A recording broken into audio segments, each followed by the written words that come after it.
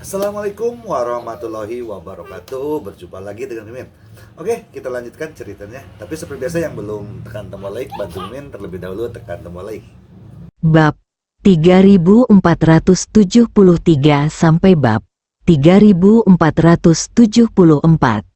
Kemudian, dengan wajah semua orang dipenuhi rasa iri dan kekaguman, Ye Chong dan Huang Kewei berjalan ke halaman dalam istana Fen Xiang bersama-sama. Begitu dia masuk, Ye Chong merasakan suasana familiar mengalir ke arahnya. Halaman dalam berbeda dengan hiruk-pikuk halaman luar. Di sini lebih damai, dengan pepohonan kuno yang menjulang tinggi dan wangi bunga. Jalan batu berkelok-kelok ke depan, dengan paviliun dan paviliun yang indah di kedua sisinya. Kedua orang itu belum pergi jauh ketika si gendut, si buta, 9 ular dan yang lainnya sudah berlari dengan tergesa-gesa. Mereka semua adalah teman lama Ye Chong di istana Fen Xiang. Saat melihat Ye Chong, beberapa orang menunjukkan senyum terkejut di wajah mereka. Pria gemuk, pria buta, 9 ular dan lainnya melangkah maju dan datang dengan antusias. "Oh, Lao Ye, kamu kembali." Pria gendut itu tertawa keras dan menepuk bahu Ye Chong, matanya penuh kegembiraan. "Kami baru saja mendengar bahwa Anda merawat Zhang Qichai, sungguh memuaskan," kata pria buta itu sambil tersenyum, dengan sedikit kegembiraan dalam tawanya. Jiu Si mengenakan pakaian heroik, dengan wajah cantik dan menjadi jauh lebih cantik. Dia juga berkata, "Anak laki-laki itu Zhang Qichai biasanya sombong dan mendominasi dan sering menindas kami, murid-murid lama. Sekarang seseorang akhirnya mentraktirnya." Ye Chong tersenyum sedikit, dia tidak ingin berbicara terlalu banyak tentang Zhang Qichai. Ye Chong bertanya, "Ngomong-ngomong, di mana yang lainnya?" Fatih memberitahu Ye Chong bahwa Xiao Lingdang dan yang lainnya akan pergi berlatih sekarang. Ye Chong mengangguk, "Baiklah, saya akan pergi menemui Guru Sulin dulu. Saya ingin tahu bagaimana keadaannya sekarang." Pria gendut itu menggaruk kepalanya dan berkata, "Tuan Sulin, kita sedang berbicara dengan penjabat kepala istana sekarang. Kita mungkin tidak akan bertemu dengannya untuk sementara waktu." "Penjabat Tuan Istana?" Ye Chong bertanya dengan rasa ingin tahu. Orang buta itu berkata, "Ya, karena leluhur muncul dan membunuh para tetua pengkhianat itu, Istana Dupa tidak memiliki tuan, jadi kami menemukan penjabat penguasa istana. Penjabat kepala istana ini bukan orang baik. Saya mendengar bahwa dia memiliki hubungan yang baik dengan ayah Zhang Qichai. Itulah sebabnya Zhang Qichai begitu mendominasi." Ye Chong mengangguk, "Lupakan saja, jangan membicarakan hal-hal yang tidak menyenangkan ini." Lao Ye akhirnya kembali. "Kita tidak akan pulang sampai kita mabuk malam ini. Aku harus menunjukkan kemampuan terbaikku." Setelah mendengar ini, semua orang bersorak. Sepertinya malam ini mereka akan beruntung lagi. Setelah itu, semua orang dengan senang hati kembali ke kediaman Ye Chong. Ye Chong dulunya memiliki halaman sendiri di halaman dalam istana Fen Xiang. Meskipun dia sudah lama tidak kembali, halaman tersebut telah disediakan untuknya. Sekelompok orang tiba di kediaman Ye Chong, yang masih bersih dan rapi seperti saat dia pergi. Pria gendut itu dengan cepat mulai menyiapkan makan malam. Keahlian Fatih juga terkenal di istana Fen Xiang, Bahkan penjabat ketua istana sering meminta Fatih memasakkan makan malam untuknya. Alasan mengapa keterampilan memasak Fatih unik sebagian besar karena kekuatan internalnya yang unik. Selama berada di istana Fenxiang, Fatih sebenarnya mengembangkan energi internal yang sangat cocok, Qi, yang dapat dikombinasikan dengan pelatihan seni bela diri dan memasak untuk membuat makanan yang sangat lezat. Di dapur, si buta dan Jiuxi membantu si gendut menyiapkan bahan-bahan. Ye Chong dan Huang Kewei berdiri di depan pintu, mengobrol dengan beberapa orang. Saya melihat Fatih terus-menerus mengendalikan api melalui kekuatan internalnya, membuat kekuatan apinya tepat dan merata. Pria gendut, aku tidak menyangka kekuatan internalmu bisa dikontrol dengan begitu akurat. Dapat dikatakan bahwa jika kita hanya berbicara tentang penggunaan kekuatan internal untuk mengendalikan panas, Fatih tidak lebih lemah dari Ye Chong. Pria gendut itu dipuji dan sangat bangga. Dia berkata, "Sekarang saya bisa mengatur panasnya sesuai dengan karakteristik bahannya, baik merebusnya perlahan atau menggorengnya dengan cepat, untuk memastikan makanannya matang dengan benar." Dalam hal memasak, Fatih sangat fasih. Skill pria gemuk memang sangat bagus, kata si buta sambil memotong sayuran dengan pisau dapur. Aku juga belajar banyak dari pria gemuk. Benar saja, saat memotong sayuran, orang buta tersebut menggunakan kekuatan internalnya untuk memotong, mencincang, atau mengiris dengan cepat, sehingga proses pengolahan makanan menjadi lebih efisien. Fatih berkata dengan bangga, bahan-bahan yang lezat seringkali hanya membutuhkan pengolahan yang sederhana. Menggunakan kekuatan internal untuk memotong sayuran dengan cepat dapat memastikan kesegaran dan integritas bahan-bahannya. Ye Chong juga tidak bisa tertawa atau menangis tentang hal ini. Tampaknya video memasak Fatih pasti akan menjadi populer di internet. Saat malam semakin gelap, Fatih sudah banyak memasak hidangan lezat yang penuh aroma dan membuat orang ngiler. Ye Chong, Huang Kewei, gendut, orang buta, dan 9 ular duduk-duduk, bersulang, minum, berbicara dan tertawa. Ye Chong, saat kamu kembali kali ini, tolong tinggallah lebih lama lagi agar kita bisa bersenang-senang bersama. Orang buta itu mengangkat gelasnya dan berkata. Jiuxi juga tersenyum dan berkata, "Ya, Ye Chong, kamu sudah lama berlatih di luar. Kamu pasti punya banyak cerita indah. Ceritakan pada mereka." Ye Chong menjawab sambil tersenyum, "Tentu saja, saya telah memperoleh banyak pengalaman selama bertahun-tahun, jadi saya akan melaporkannya secara singkat kepada Anda." Setelah itu, Ye Chong memilih beberapa hal untuk dibicarakan. Beberapa orang terheran-heran saat mendengar hal tersebut. Huang Kewei duduk di samping dan menatap mata Ye Chong yang penuh makna.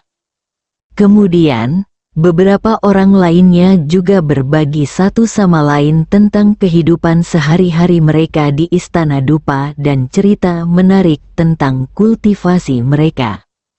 Saat percakapan berlangsung, topik secara bertahap beralih ke Zhang Qichai. "Ye Chong, kamu tidak tahu. Kamu merawat Zhang Qichai hari ini, yang benar-benar membuat kami bau mulut," pria gemuk itu berkata sambil mengunyah sepotong daging babi rebus. Dengan senyum puas di wajahnya. Ya, Zhang Qichai biasanya sombong, mengandalkan hubungannya sebagai penjabat kepala istana, Dia selalu menindas kami para murid lama. Orang buta itu mengangguk setuju, dengan sedikit nada lega dalam suaranya. Jiu Si juga ikut berdiskusi. Dia berpikir bahwa dengan kekuatan tertentu, dia bisa melakukan apapun yang dia inginkan di Istana Dupa. Hari ini dia akhirnya bertemu lawannya. Jiu dia tampak sedikit kecewa. Ye Chong memperkirakan bahwa dengan karakter Jiu Snake, dia mungkin menahan energinya dan ingin mengalahkan Zhang Qichai di masa depan. Aku hanya tidak menyangka bahwa orang lainlah yang akan mengalahkan Zhang Qichai terlebih dahulu, yang membuat 9 ular sedikit kecewa. Beberapa orang memuji Ye Chong dan menyatakan kekaguman mereka atas kekuatannya. Alasan mengapa Zhang Qichai begitu sombong bukan karena dia mendapat dukungan dari penjabat penguasa istana. Pria gemuk itu merendahkan suaranya dan melihat sekeliling, seolah dia khawatir didengar. Penjabat kepala istana bukanlah orang baik. Dia sering menindas Tuan Sulin dan membuat hidupnya di istana menjadi sulit, kata Huang Kewei lembut. Sedikit kekhawatiran muncul di matanya. Ketika Ye Chong mendengar ini, dia sedikit mengernyit. Orang tua ini berani menindas Tuan Sulin. Awalnya saya tidak ingin memperhatikannya, tapi sepertinya kali ini saya akan menghadapinya juga. Huang Kewei tersenyum. Ye Chong, apa yang kamu katakan sepertinya benar. Dia adalah penjabat penguasa istana. Bagaimana kamu akan menghadapinya? Dan kekuatannya jauh lebih kuat daripada Zhang Qichai.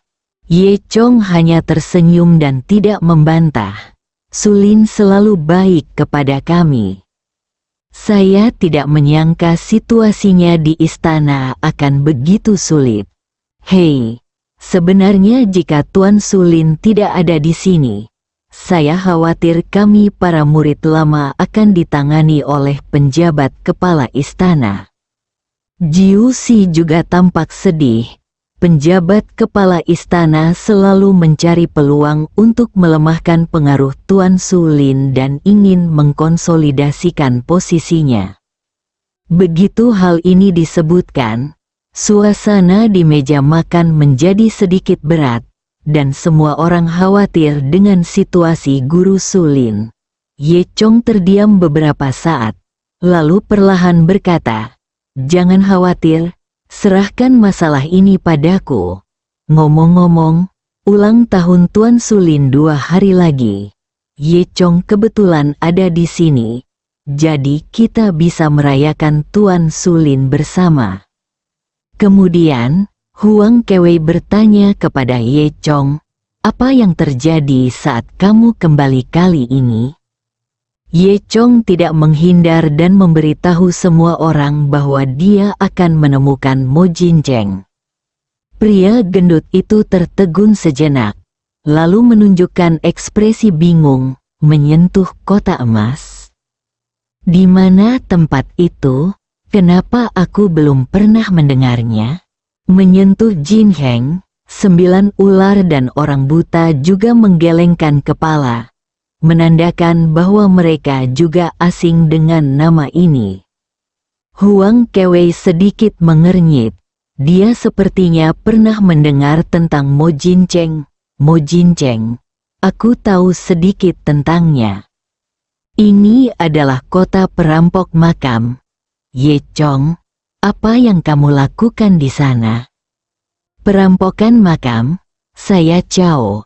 Lao Ye, kamu sebenarnya ingin memainkan permainan yang mengasyikkan ini. Bagaimana kalau kamu mengajak saya bersamamu? Saya juga ingin pergi ke perampokan makam. Tapi saya sudah membaca keseluruhan buku pengalaman perampokan makam beberapa kali, kata pria gendut itu. Ye Chong tidak tahu apakah harus tertawa atau menangis. lalu berkata perlahan, "Saya tidak ingin merampok makam. Saya ingin menemukan seseorang, Zhang Buling, dan memintanya untuk mendapatkan sesuatu kembali."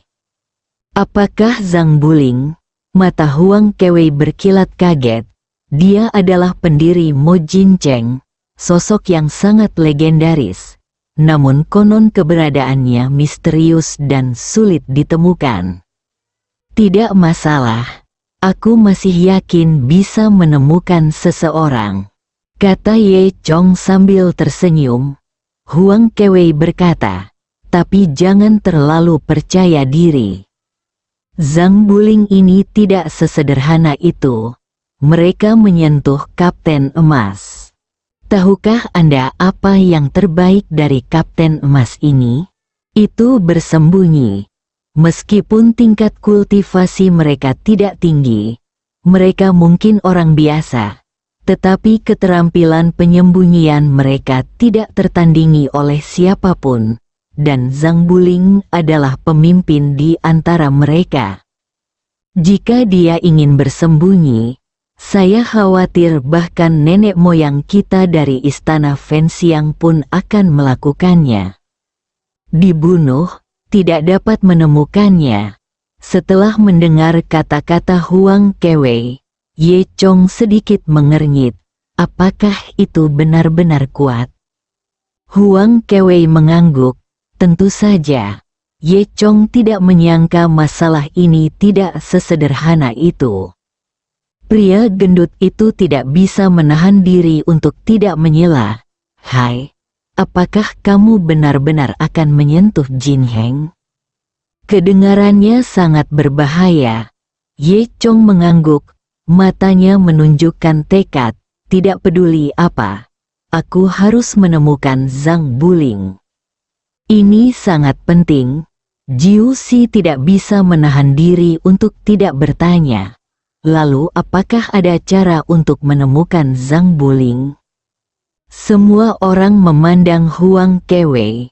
Huang Kewei berpikir sejenak, lalu berkata, "Memaksa itu tidak mungkin. Kecuali Anda menjadi Master Super di kota Mojin, Anda mungkin memiliki kesempatan untuk menghubungi Zhang Buling." "Menjadi perampok makam yang super?"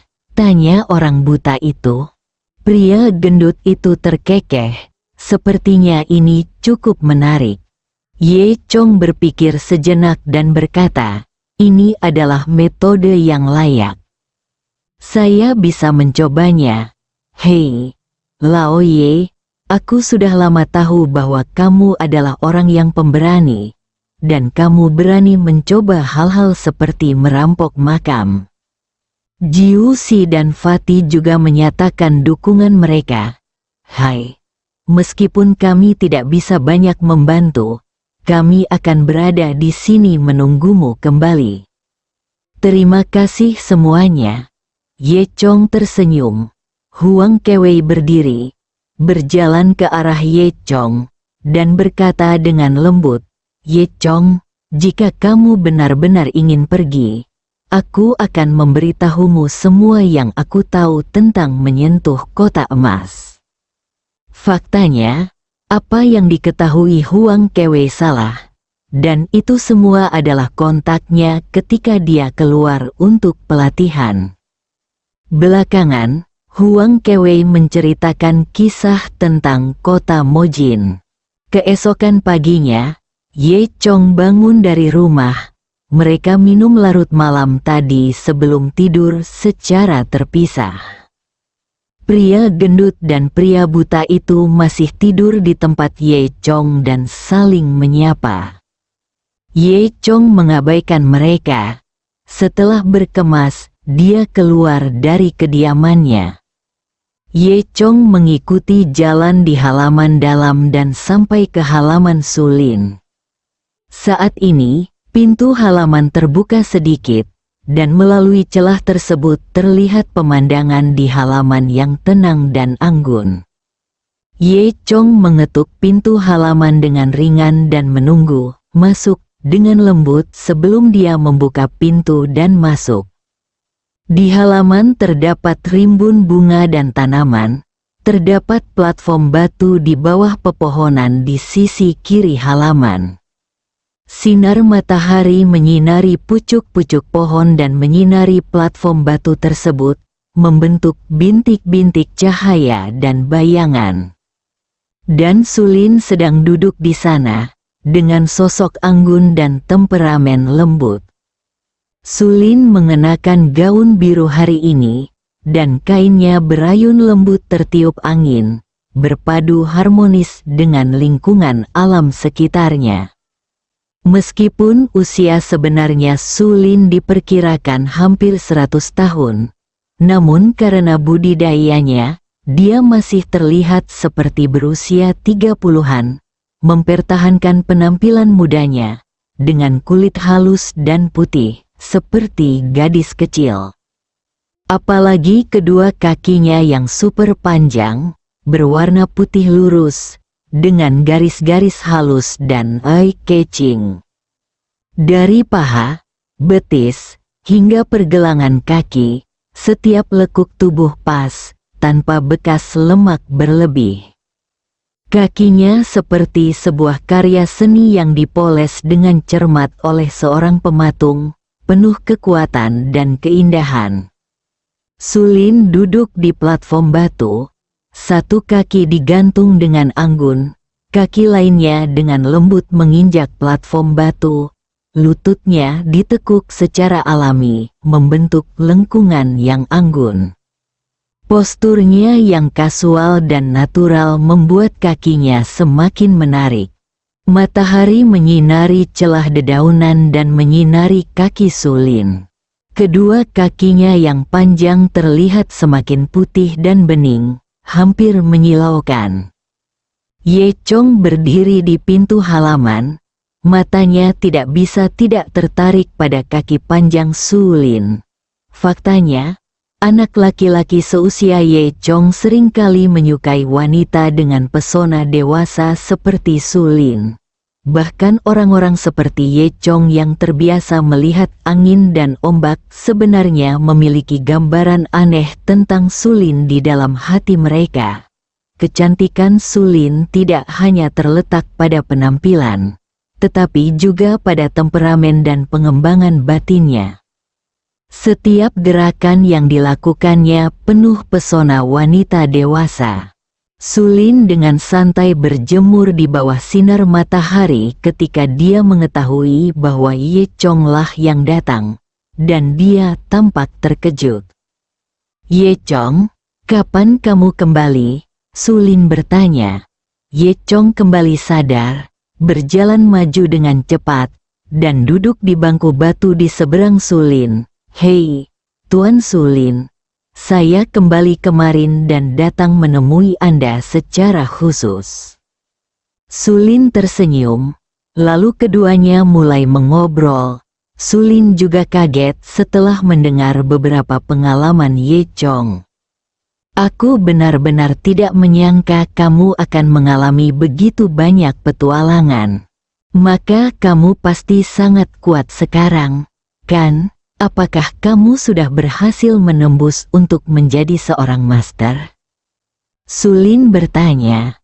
Ye Chong tersenyum dan tidak berkata apa-apa. Bagaimanapun, Istana Dupa bukanlah istana kelas atas. Dalam persepsi Sulin, Dewa Tanah sudah menjadi eksistensi terbaik. Tentu saja, ini juga salah Ye Chong. Dia sangat kuat sekarang, dan dia seharusnya memimpin mantan teman-temannya maju bersama. Ketika dia kembali kali ini, Ye Chong juga berencana memberi Istana Fenxiang beberapa sumber daya untuk meningkatkan kekuatannya. Setelah itu, kedua orang itu berbincang tentang masa lalu. Sulin tiba-tiba teringat sesuatu dan segera duduk tegak dan berkata, "Ye Chong, kamu kembali. Aku punya sesuatu yang sangat penting untuk meminta bantuanmu. Kamu harus setuju." Melihat penampilan formal Sulin, Ye Chong juga tercengang. Entah peristiwa besar apa yang membuat Sulin begitu khusyuk. Ye Chong mengangguk, katakan padaku. Aku pasti akan mencoba yang terbaik. Sulin mengibaskan rambutnya. Lalu berkata, baiklah. Aku sudah menghabiskan semua pil kecantikan Dewa Naga. Kamu bisa membuatkan lebih banyak lagi untukku. Jadi itulah yang terjadi. Ye Chong tidak bisa menahan perasaan lucu. Bersambung.